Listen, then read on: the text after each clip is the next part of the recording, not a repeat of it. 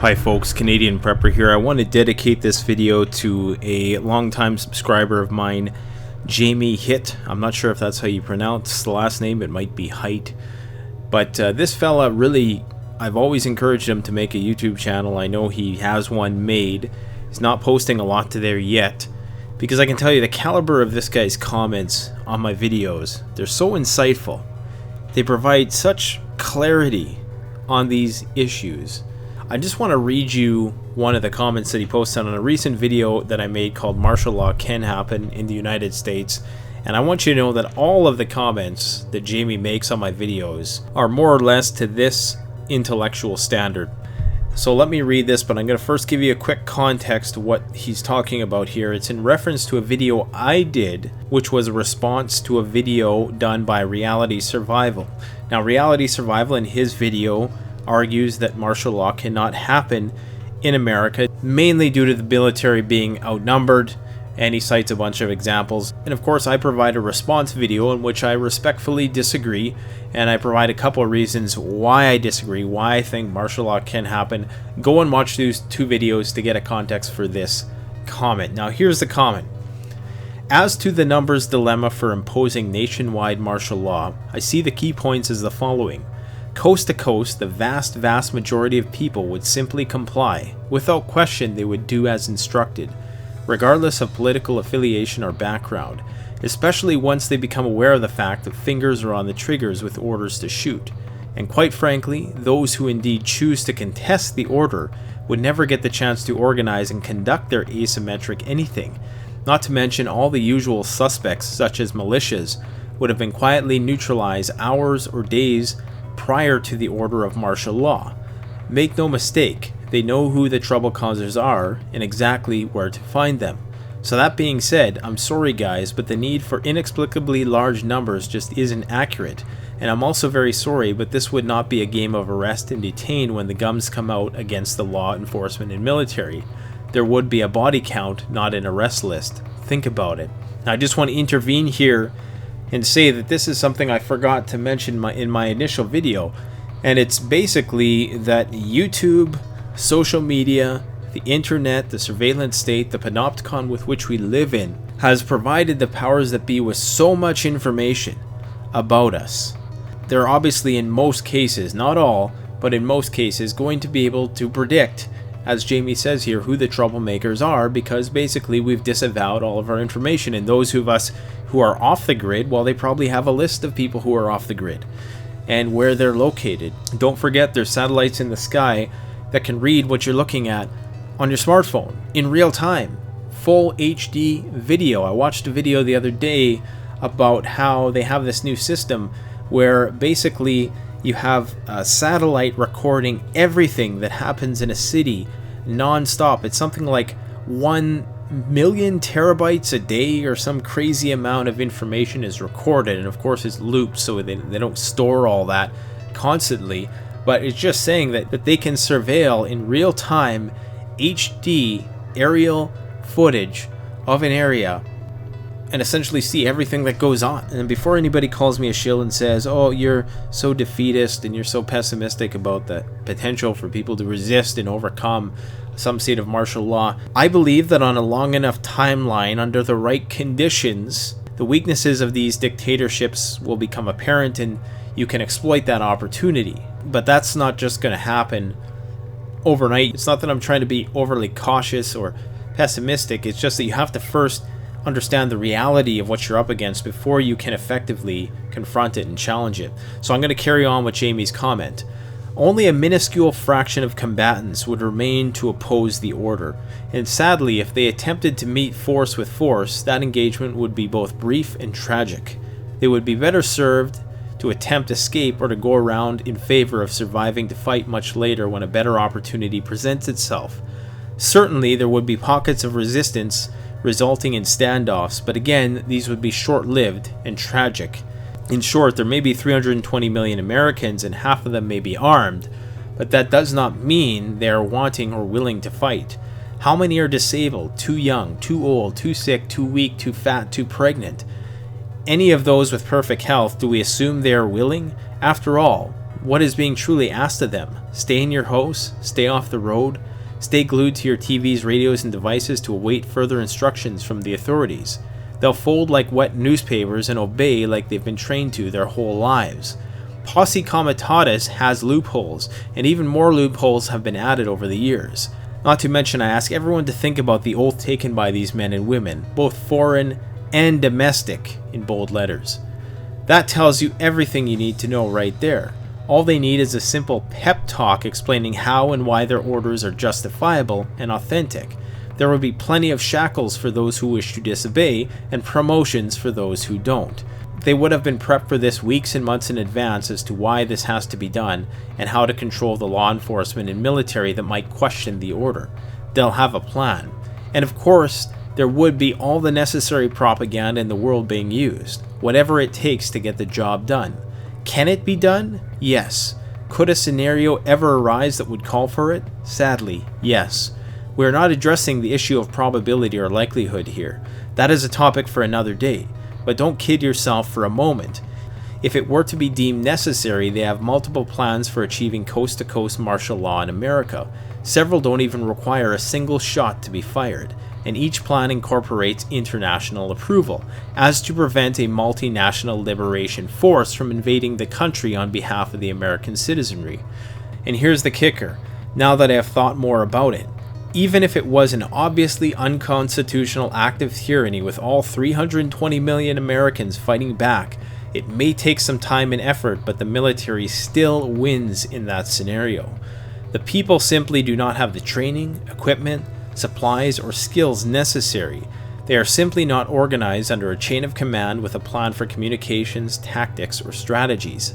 Unless the people saw it coming and were already united. Then the military and law enforcement are going to have a difficult time assembling and deploying. They'd be walking into a hornet's nest. They'll still win. But they have to start shooting the minute their boots hit the ground, making good use of military ordnance far beyond that of pistols and rifles. The nation would burn to the ground in that scenario. No, it's far more likely they initiate a problem-reaction-solution approach that induces the people into a self-imposed form of martial law. Then they simply patrol the streets in order to maintain it. Easy peasy, no muss, no fuss. I thought that was just an excellent comment, which not only elaborated more on some of the topics that I presented in my video, but introduced a lot of other very cogently thought out arguments. So I'm going to leave that with you for today. If you don't like going on camera, which is understandable because there is that hurdle you have to overcome when you're first starting a YouTube channel, especially if you're in the preparedness genre, you don't want to reveal too much about your identity. What happened with me is that it was so incremental. I just kept reaching newer heights of disclosure to a point where, you know, it was naive for me to think that somebody could find out who I am or where I was. So best to just come fully out at that point and reveal yourself. But I can understand that you might not want to. And if you don't, you can do what I did in this video. You can write down your thoughts and narrate them over some pictures. It really isn't that hard to do.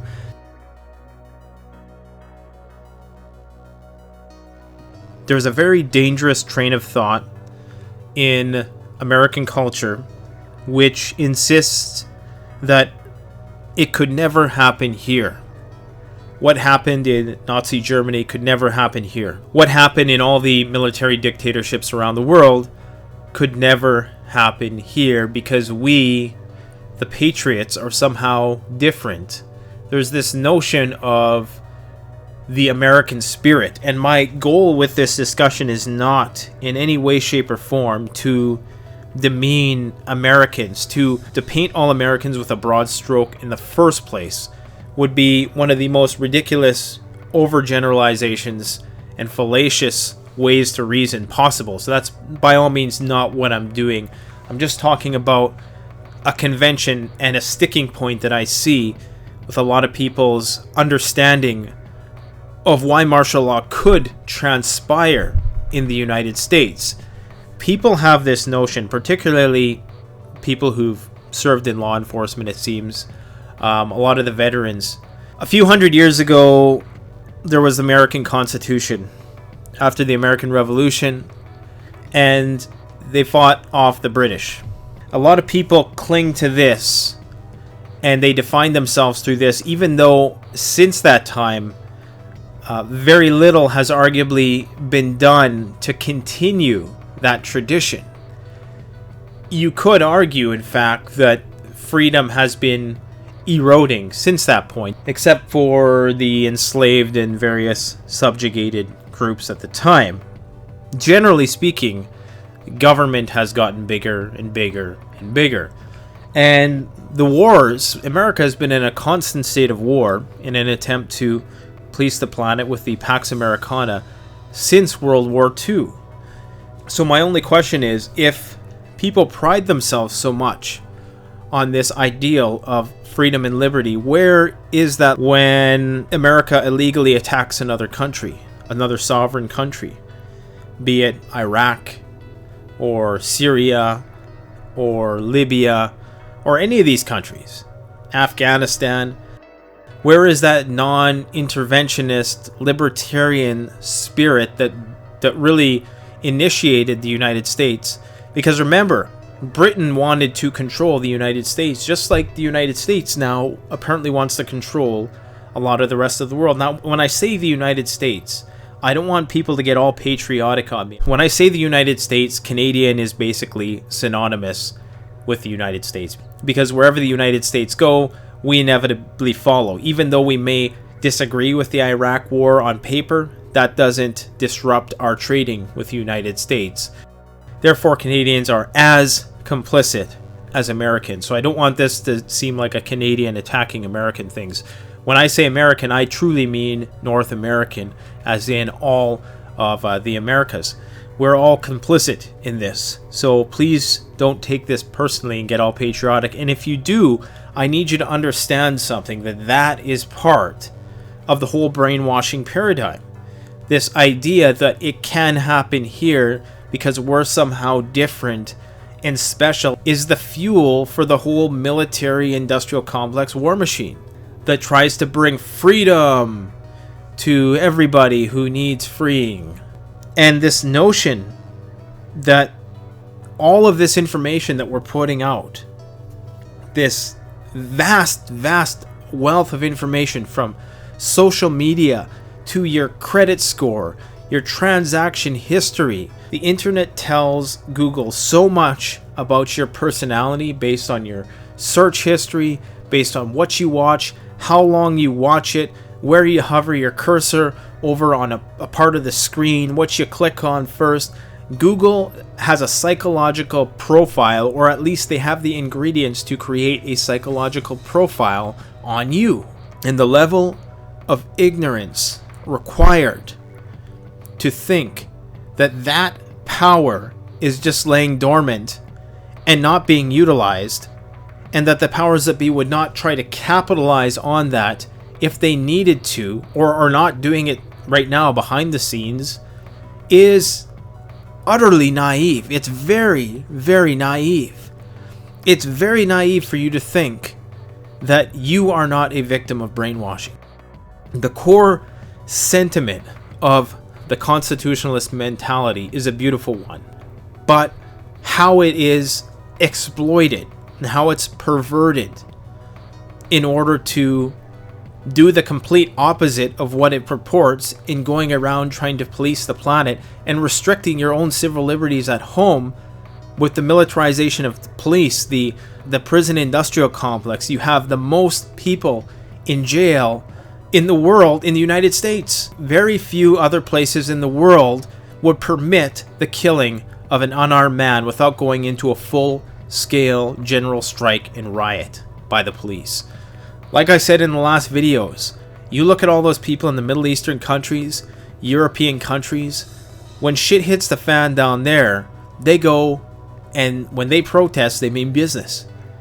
They go and they fight the police, and the police don't even really fight back. They don't shoot back. If you tried to pull what they pulled in Greece with Molotov cocktails on the police in the United States, I guarantee you, I absolutely guarantee you, they would be putting down people with either live rounds, or they would be using darn near lethal force in order to get the situation under control. That's been normalized now in the American psyche, is that that's how situations are handled, that you can get shot simply if a cop is fearful for his life. And I by no means mean no disrespect to police. I understand that you have a hard job too. Trust me. I understand how stressful it must be to deal with some of the dumbass jackassery out there on the streets. I get it. But we've created this culture, and it's this vicious cycle where the crime gets worse and worse, and the police respond in more dehumanizing ways. And it gets worse and worse and worse to the point where we're at now, where the police, quite frankly, are ready to start unloading on people. And people say, oh, they would never stand for that. Police would never stand for that. Police, anybody in government, for the most part, is going to cover their own ass and follow orders. I don't care how much of a Mother Teresa you think they are. If that was true, if the so-called patriots were true to their word, we wouldn't see these wars on sovereign nations being permitted around the world. But yet we do. If the so-called constitutionalist sentiment was pure and true and real through and through, you would not see this infringement upon the people within the domestic environment. You would not see this gross abuse of force on the citizens. Free speech zones. It's worse in Canada. I get that. It's far worse here. But don't think for a second the notion that you can go out and shoot guns, not fully automatics of course, but that you can go out and shoot a wide variety of guns. Don't confuse that with freedom, because you can strung along like a useful idiot for a long time simply by being permitted to have guns. Because they know at the end of the day, even though you have those guns, nobody has the balls anymore to really stand up for what they believe in. Yeah, you may go out onto a street corner and, you know, you see some guys there trying to defend the First Amendment, but that's about it. I mean, they're defending the First Amendment. They're not defending what the First Amendment is set to defend. You know, as long as you have your guns, it doesn't matter what all the other amendments are. You can take all those away, just don't take away our guns. Okay, at least you're standing up for the guns, because without that, then yeah, it would be complete crackdown city. But you see, that gun enthusiast culture of the United States has its way of working itself into this highly militarized police state as well, which has the effect, it seems, of canceling out whatever has been gained by the preservation of the First Amendment with law enforcement that increasingly uses more dehumanizing tactics, which from my perspective is the most obedient that it's ever been. People are more compliant than they've ever been. I'm willing to bet that in Nazi Germany, the people were probably more educated.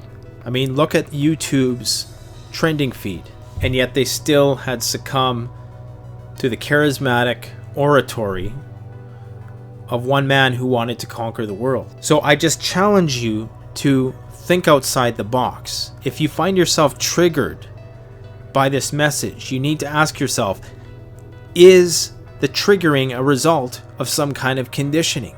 If you have it in your mind that, oh, he's anti-American because he's saying this, what does it mean to be American? You know, what is the spirit of American? I heard JJ Reality Survival talk about the American spirit. What is the American spirit? Isn't that just the human spirit?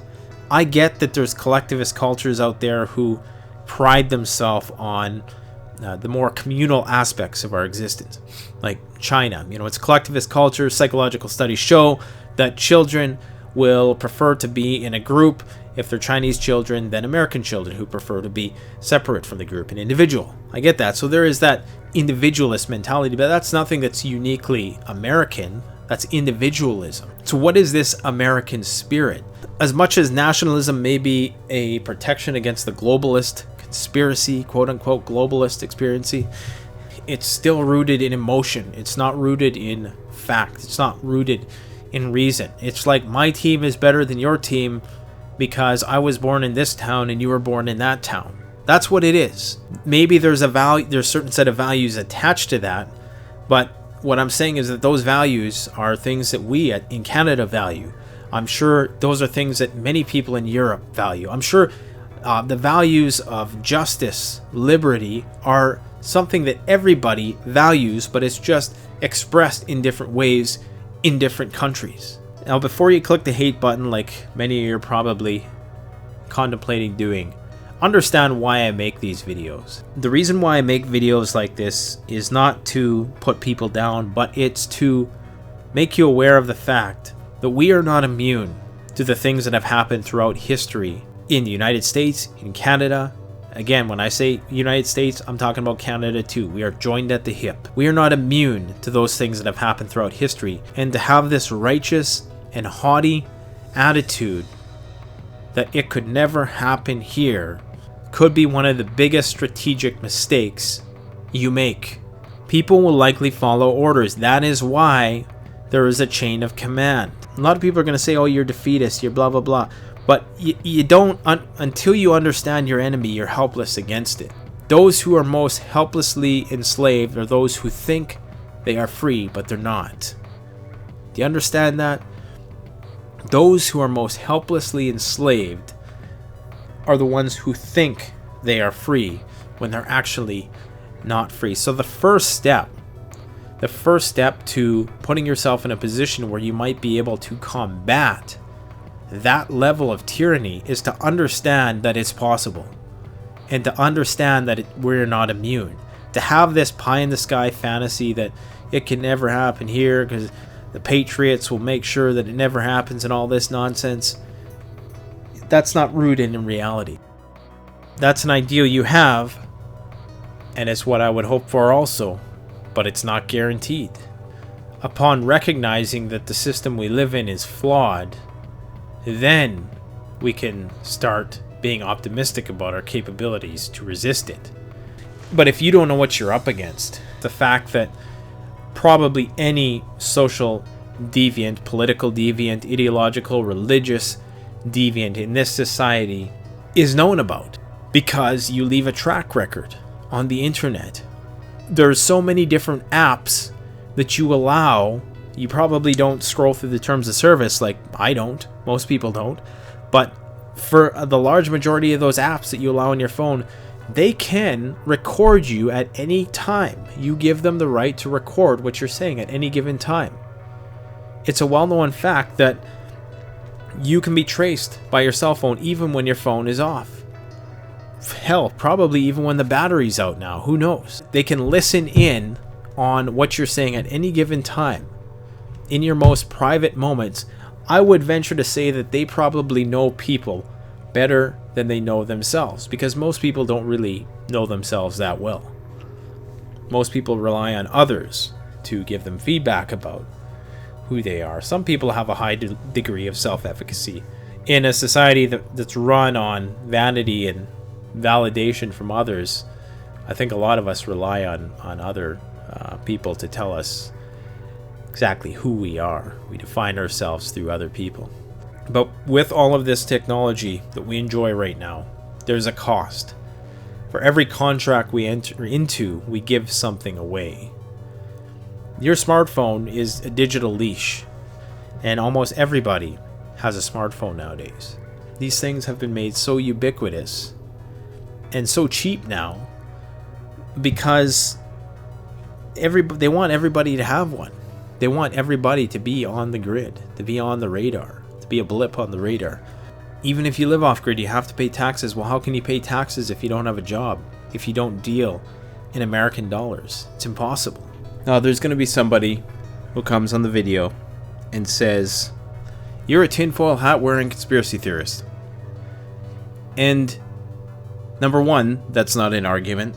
Number two, it's an ad hominem attack because you're trying to reduce what I'm saying to be absurd and somehow related to my mental health. So it's not a valid counterpoint to the argument I'm making. It's just a defamatory remark. So let's be clear about that. And I can say this, unless you are the president of the United States, and probably even the president doesn't know about all the goings on of the shadow government, if you will, if you want to call it that.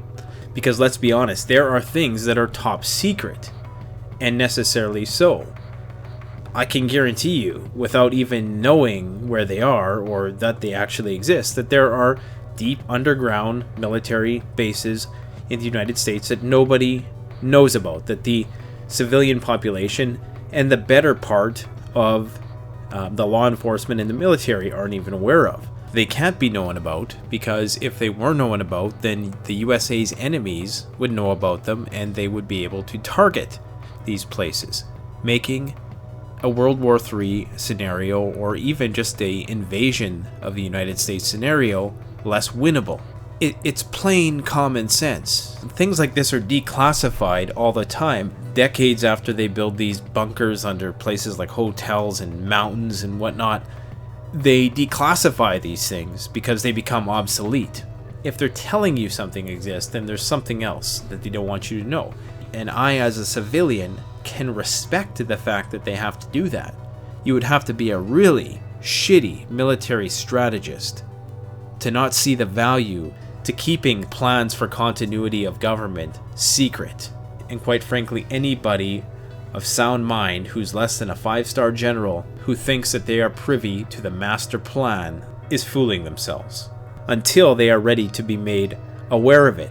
Whether you've been in the army, the Secret Service, the military, the police, your job duties are dictated on a need-to-know basis. So that for you to proclaim that what you know is all there is to know about how this vast panopticon with which we live in operates, this vast surveillance grid, is an insult to mine and other skeptical people's intelligence. I don't care if you work in the CIA. There are people in the CIA who don't know what other people in the CIA are working on because of the whole double agent, triple agent, quadruple agent scenarios. You know, there's things that have been top secret ever since World War II and the Manhattan Project. There have been many projects that have been kept totally top secret from the population. And I can guarantee you that anybody who is in the know of these things will never disavow that they know these things, because there are harsh consequences for whistleblowers if they're able to survive long enough to get the whistle blown. So as much as I respect the frontline experience and the experience working in the role that a person may occupy within the military or these various government branches, their knowledge of what the other hand is doing is as good as yours or mine. So the charge of paranoid conspiracy theoricism is unfounded. I've always considered myself a conspiracy empiricist. In fact, the word conspiracy, the stigma that's been attached to that word, it's profound how words can carry a certain stigma. As if conspiracy is something that doesn't happen, when conspiracy is really the basis of capitalism, hoarding your ideas, industry secrets. It's conspiracy. It really is. It's a group of people conspiring towards a certain end. But you see, we've been conditioned to believe that conspiracies don't exist, and if we do think they exist, then we're deemed crazy. So anybody who places this charge on you, know that that person is engaging in what we call thought stopping. They're trying to stop you from progressing further in your reasoning. Now, of course, there comes a point when it's just plain crazy. Flat Earth stuff, you know, I entertained the idea, I tried to explore the idea. It's just complete and utter Fantasyland bullshit to me.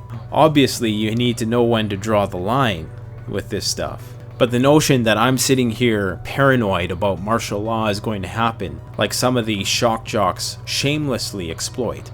I don't sit here, martial law is the farthest thing from my mind.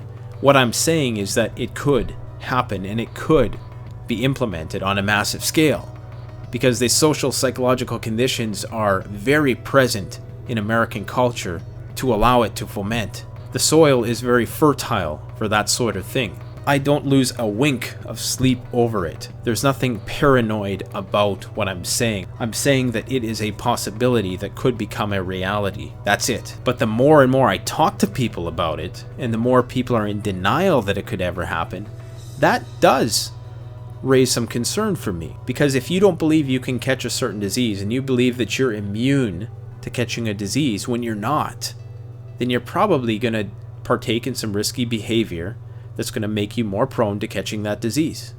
Anyways, leave a comment below, like, comment, subscribe. Thanks for watching. Canadian Prepper out.